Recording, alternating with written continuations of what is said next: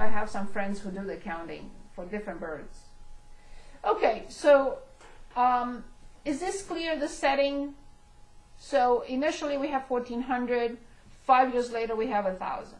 This is a point that I will plug in. This is another point that I will plug in, because what I'm interested in is determining these two unknowns.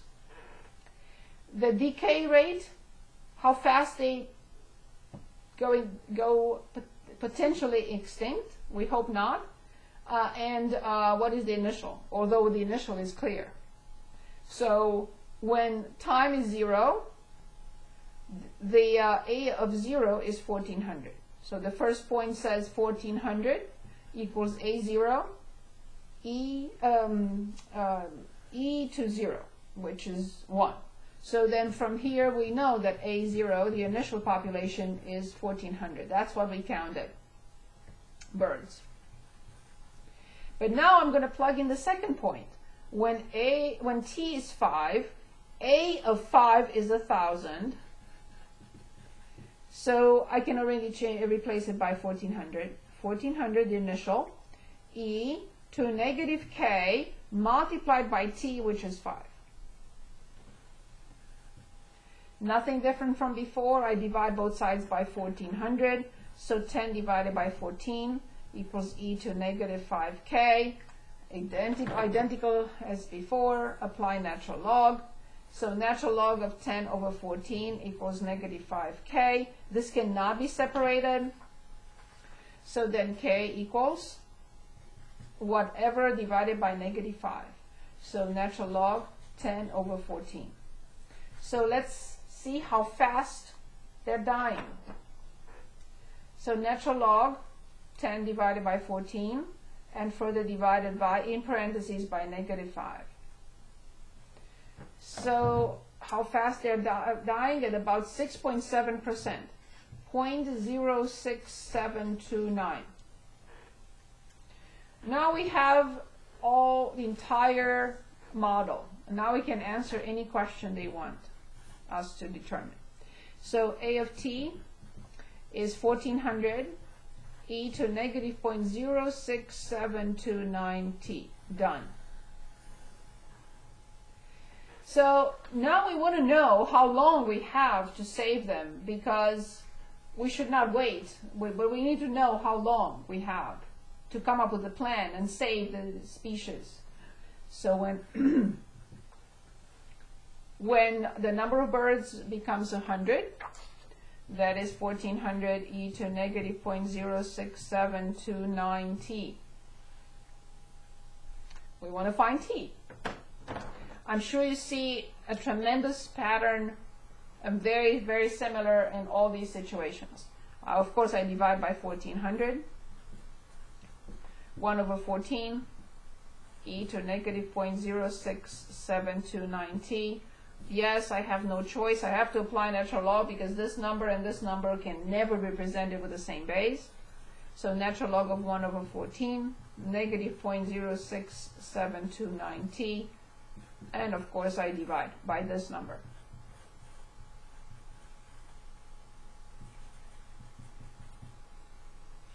So let's see. Hopefully we act fast. Divided by, in parentheses, negative 0.06. Oh, and I like that. Recall the previous answer. So roughly 39.21 years. It's not negative, I forgot to put a negative in there. So about 39.2 years.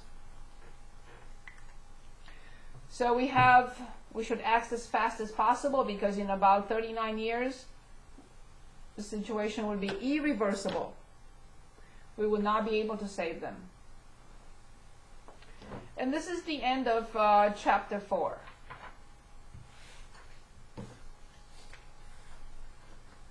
Any questions for me?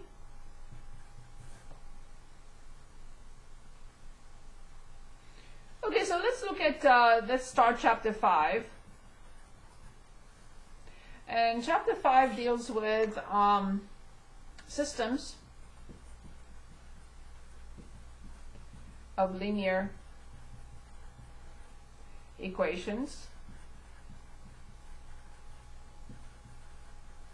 and inequalities.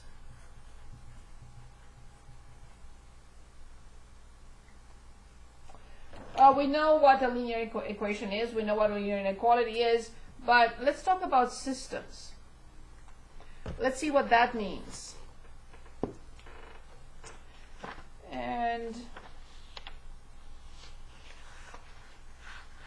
I'm looking on page 555. Let's look at problem 10 on 555, and I'll explain in 1 second. So x equals 3y plus 7 and x equals 2y minus 1.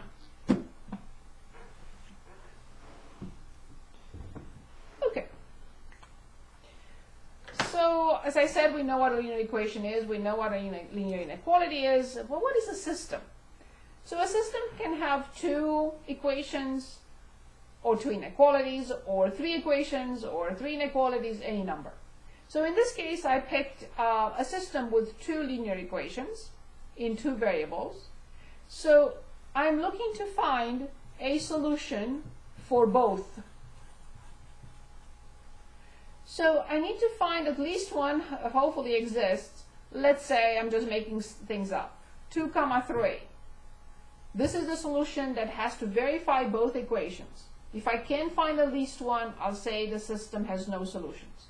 So what I mean by that is a system requires both conditions to be fulfilled at the same time. What can happen in these situations? There are three different possibilities.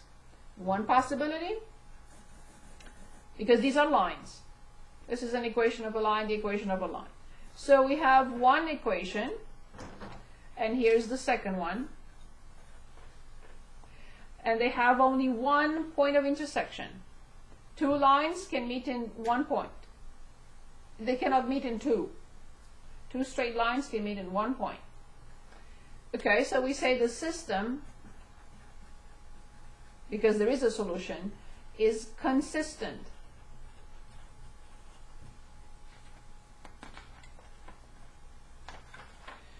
In the second, and the equations are independent. Independent equations. Second possibility is this. They're parallel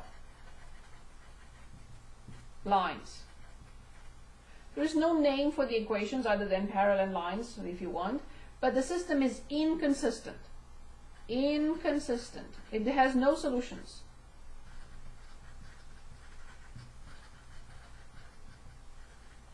No solutions. And here's the third possibility. This is one line, and here's another.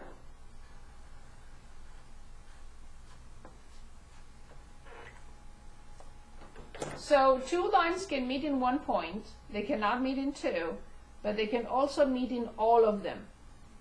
In other words, they are the same equation. So here we have infinitely many solutions. Of course, the system is consistent. System is consistent. The equations are called dependent. Dependent equations.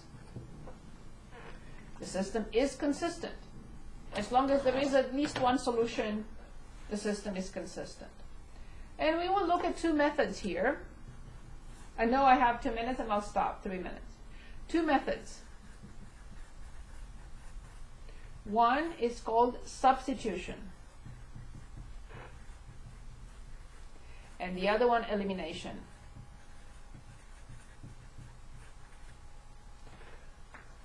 For this system, we're going to use substitution. Use substitution. And x equals 3y plus 7 and x equals 2y minus 1. You don't have to copy it again if you don't want to.